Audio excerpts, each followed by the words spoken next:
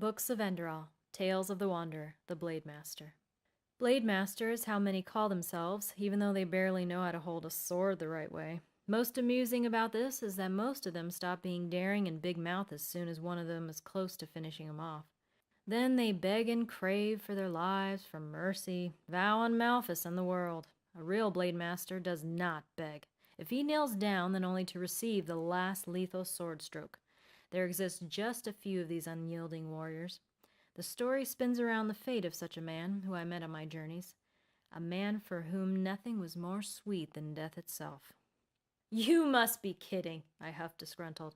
"So much for one loaf? Where are we, in some Kiranian noble house of pleasure?" "That is the price for strangers. No more, no less," persisted the trader. "It brings you joy to squeeze people out of their last coin, doesn't it? Let me tell you something. This often falls back on one's own head." I handed the man the demanded sum and grabbed my bread. "Have a nice day, Meister," he said with a malicious smile on his face. "Burn in the sunfire," I grunted back. The streets of the city were bustling. Around midday this was usually the case. It was the hour of big deals for traders, and bargaining and haggling became competitions. I was only passing through, but I had to replenish my supplies. A week-long walk until the Frostcliff Mountains was ahead of me. If you believe me or not, this trader still offered me the best deal out of all of them. The prices were currently at a horrendous level, especially for travelers. Yes, travelers were the preferred target if it was about leaving someone flat. I sighed and took a look into my satchel. There was not much left. Soon I would have to come up with a creative solution if my luck were to continue to be this bad. Back then I was not as experienced, but it was one of my first great travels across Enderal. There was a lot that first I had to learn on the hard and rough streets. A lot of my extensive training with the masters could not prepare me for. It is like with a child. You give them a hand, but in the end it has to learn walking by itself. Somehow people were restless, I observed, but even without the use of my special eye and enhanced senses, it was in the air. If I had asked around more, I would have known earlier what was going on. So I just came to know now when a loud screaming resounded. I stretched over the crowd. A young fellow ran up the street. "Today is the day! The time has come! The scoundrel is being dragged to the scaffold! Everybody come and see! Time has come! They string him up! Down at the market!" Simultaneously, a loud bell ringing echoed over the roofs of the city. The people turned their heads. Windows and doors opened. Little by little, nearly all the citizens made their way towards the market square. Flustered whispering could be heard everywhere. When the noisy squalor passed me by, I reached out and caught him. His legs swung upwards. I quickly prevented him from falling. "What's happening here?" I asked Bleak. He looked at me scared. My scowl must seem frightening. The scoundrel, he's going to be hanged, my sir," stuttered the lad. "Who is a scoundrel supposed to be?" I demanded to know. "The Bleeding Blade, the cutthroat who slaughtered 3 moons ago a dozen members of the Order." I let him go. He threw suspicious looks at me while slowly moving on. I had not heard of a 12-fold murder in the area. I had a good overview of all the men who would be capable of doing such an act of violence. There was obviously something wrong with this case. I made my way towards the market to have a closer look into the affair. A vast crowd of people gathered on the square. The whole city was on its feet. In the middle of the square stuck out a pedestal of 3 gallows, on them freshly bound ropes like a sinister omen. I pushed myself through the mass of people further towards the front. It was not long before the murmuring started around the eastern side of the square. The source of noise shifted further and further until it reached the podium. Then I saw the troop. 5 keepers, armed to the teeth, carried a man within their middle. He had long, scraggly hair that hung before his face. His body seemed maltreated. They probably had kept him in the hole, the most inhuman cell of the dungeon, not even wide enough to turn while laying. For this reason, even his last reserves of strength must have been depleted. Ahead of the troop walked the executioner, wearing a black and red hood. The captive was being held on the pedestal, on which a luxuriously dressed spokesman with a brooch of the Order on his chest had taken up position. They knocked the captive hard, so he fell on his knees. The whole time he was looking towards the ground. He didn't make any moves. This man was broken. He had accepted his fate. A stone flew out of the crowd and hit his head. He grunted, bared his teeth without looking up, and shook off the throw as if nothing happened. Blood trickled down under his ear. It dripped on the podium. "This man," the spokesman pointed his finger on the captive and spit it on the ground. "This man, whose name is not worth it to even be mentioned, killed 12. I repeat, 12 of our best warriors, honorable and brave men, in cold blood. The crowd seethed. Shouts of defamation echoed over the square. In the night of the 27th fundament, he assaulted them during their innocent sleep. Half of them were dead even before waking. A dramatic pause of the spokesman followed. The only acceptable punishment for this is death. The crowd consented, roaring. But, dear people, it would be presumptuous if that would all be it. Before he dies, he has to suffer the same agonies as those he had left behind by the wayside with their throats cut. This scabbiest bastard son of a fisher whore, screamed the speaker. Bring the rack! 2 sturdy keepers rolled the instrument of torture over the ramp on the pedestal. The captive did not show any reaction to what was lying ahead of him. He still has not confessed his murderous acts in the face of Malthus. Until this has not happened, this pathless will also not receive any mercy. Frenetic cries of joy accompanied the words of the speaker. The captive was grabbed and buckled to the rack. The straps were lashed up. The spokesman signaled the executioner with a nod to begin his work. Arms and legs of the captive strained while the executioner turned the crank. Not one sound left his throat. He stayed completely calm. The speaker gave another sign, and the executioner continued turning. The same procedure followed a few more times, but the captive kept a stony silence. Anxious mumbling started amongst the bystanders. The speaker got nervous and hastily whispered something to the executioner. I suspected there was something amiss here. No normal man could endure such an agonizing, cruel torture without showing any hint of pain. Apart from strong drugs or other medicines, there existed only one technique that allowed to completely dismiss any such pain. The iron cloak.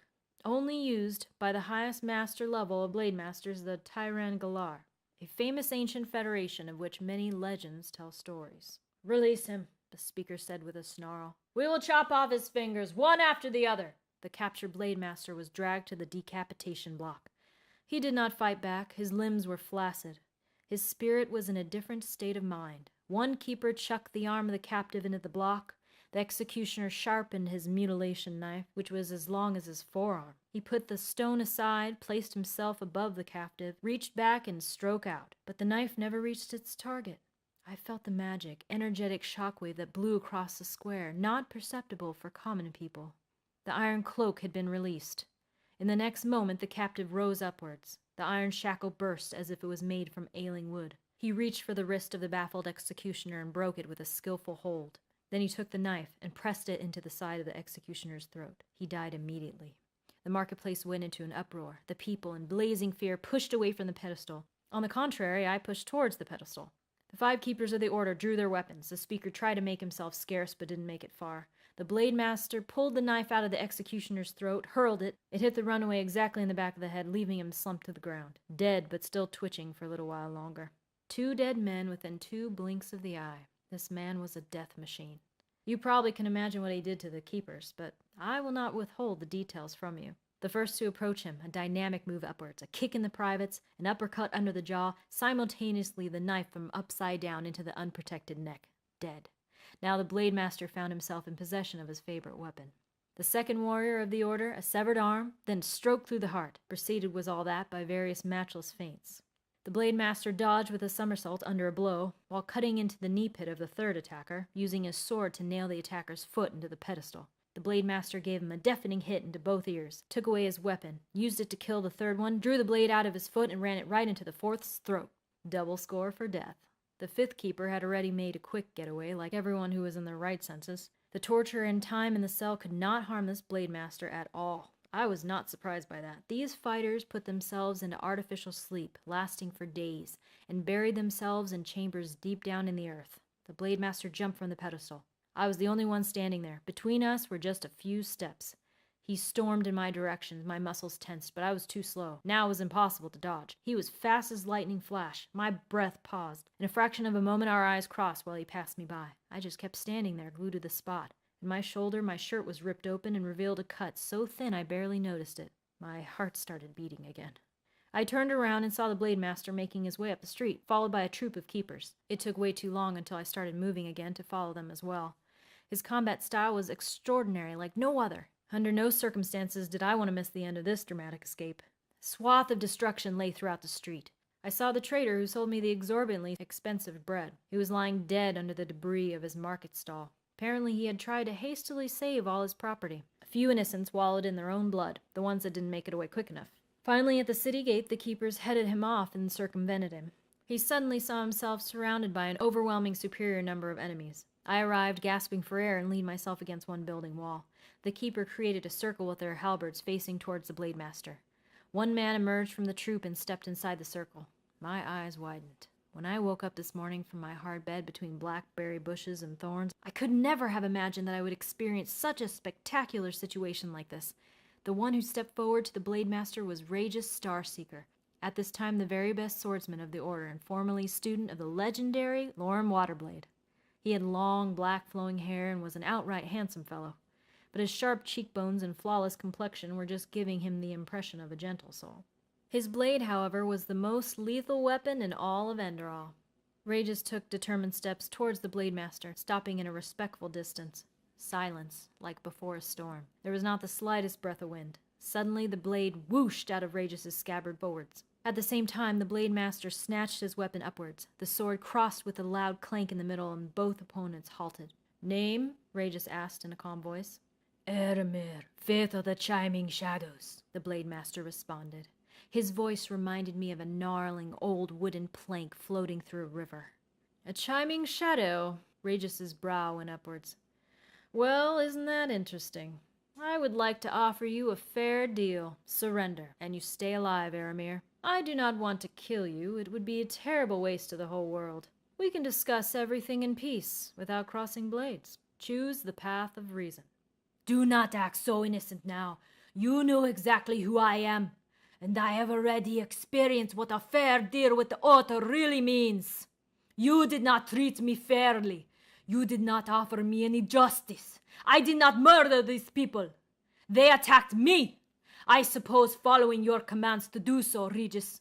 You are human scum, a deceitful snake without honor, determined to exterminate people such as me. You want to get rid of the Chiming Shadows and the Tarangalar. You see them as a threat for your reputation, your cause.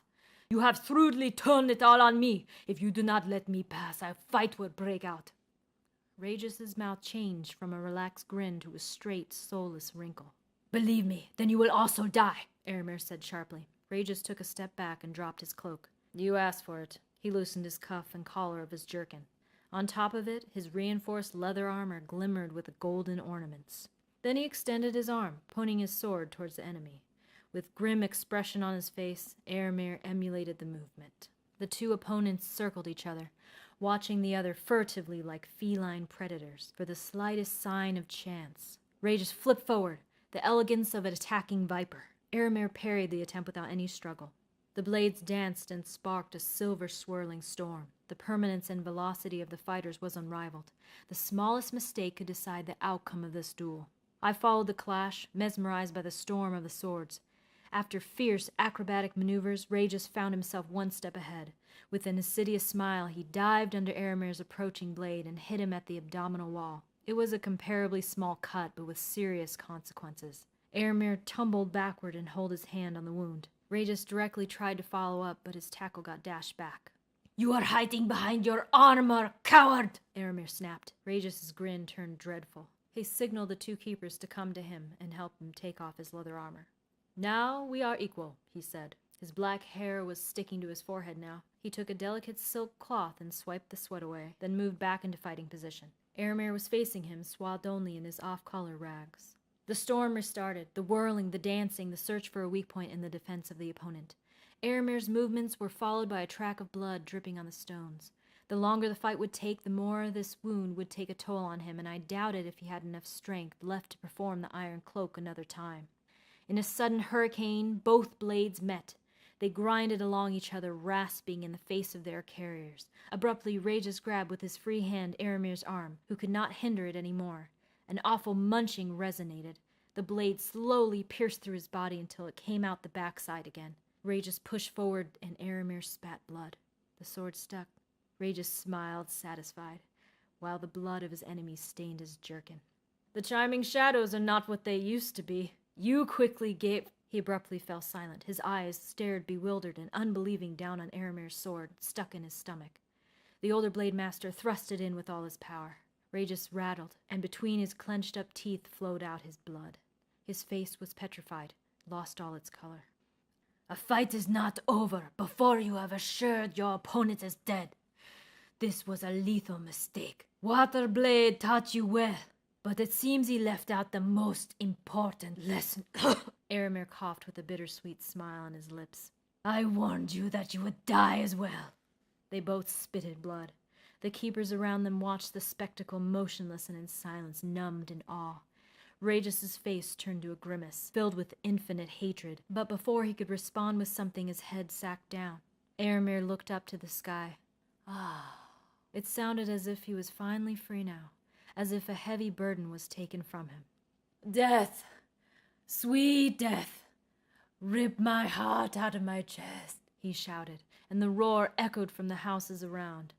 Now I finally see you, my dear Iona. He fell silent. The whole city, no, the whole world seemed to lapse into silence. Somewhere high on top of a tree, a ruddock started chirping.